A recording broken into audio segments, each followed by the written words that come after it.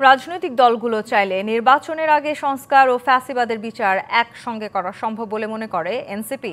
আর জাতীয় ঐকমত্য কমিশনের সাথে বৈঠকে মৌলিক সংস্কার প্রস্তাবের গুরুত্বপূর্ণ বিষয়গুলোও তুলে ধরেছে দলটি। এদিকে এনসিপির দেয়া মৌলিক সংস্কারের রূপরেখা সহায়তা করবে বলে প্রত্যাশা করছেন ঐকমত্য কমিশন। মঙ্গলবার জাতীয় ঐকমত্য কমিশনের সঙ্গে 2 দফায় বৈঠক করেন জাতীয় নাগরিক পার্টি। আলোচনায় অংশ নিয়ে রাষ্ট্রের মৌলিক সংস্কার বিষয়ে প্রণীত একটি রূপরেখা কমিশনের কাছে তুলে দেয় দলটি। গণতান্ত্রিক রাষ্ট্র প্রতিষ্ঠার পথরেখা তৈরিতে এনসিপির দেওয়া মৌলিক সংস্কারের রূপরেখা সহায়তা করবে বলে প্রত্যাশা করছেন ঐকমত্য কমিশনের সহসভাপতি। আপনারা জাতীয় নাগরিক পার্টির পক্ষ থেকে যে সমস্ত মৌলিক সংস্কারের রূপরেখা দিয়েছেন সেটা জাতীয় ঐকমত্য কমিশনের পক্ষ থেকে আমরা গ্রহণ করলাম।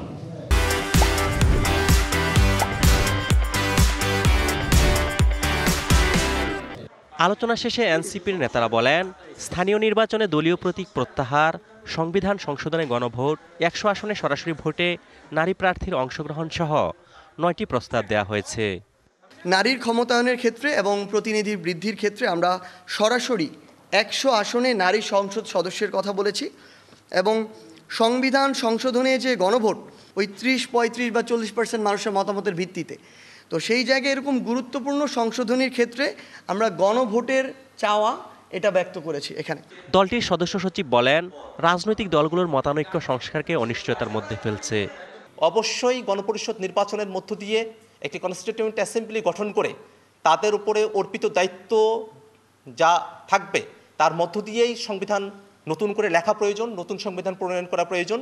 সেজন্য অবশ্যই রাজনৈতিক ঐকমত্যের দরকার রয়েছে। সংস্কারগুলো বাস্তবায়নে রাজনৈতিক দলগুলো বাধা হয়ে দাঁড়াচ্ছে বলেও মনে করেন তিনি।